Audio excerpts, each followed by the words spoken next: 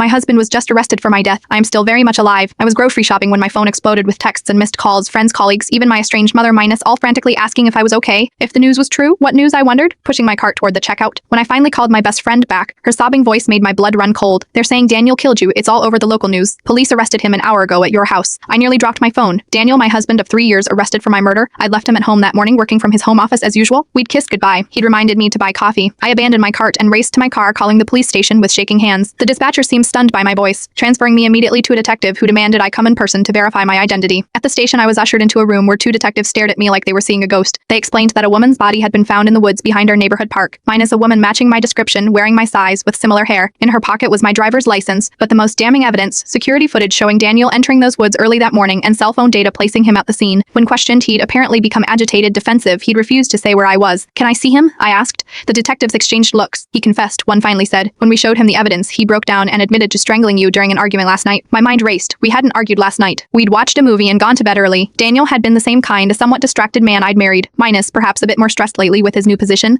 but certainly not violent. Why would he confess to killing me when I was very much alive? As I waited in an interview room, the pieces started falling together. The strange calls he'd been receiving late at night, his insistence on changing our security system last month, the way he'd been checking the locks obsessively, and most tellingly minus his desperate plea last week. If anything strange happens, Grace, promise you'll remember that I love you. Our savings, nearly $200,000 saved for a down payment on a house minus, had been emptied yesterday. When a detective returned, I asked a question that made him pause. The woman who was killed, does she look like me? Or did she look like me? As in, could she have been trying to look like me? 4 hours later, I was finally permitted to see Daniel. When the door opened and he saw me standing there alive, his face crumpled in a mixture of disbelief, relief, and something else, terror. They found me, he whispered. I thought if they believed they'd succeeded, you'd be safe. Now I sit in the police station while my husband explains to detectives about the witness protection program we were never actually in, the identities we were given, and the people he testified against years before we met minus people who apparently just found us. I always knew Daniel was hiding something. I just never imagined I was married to a dead man walking.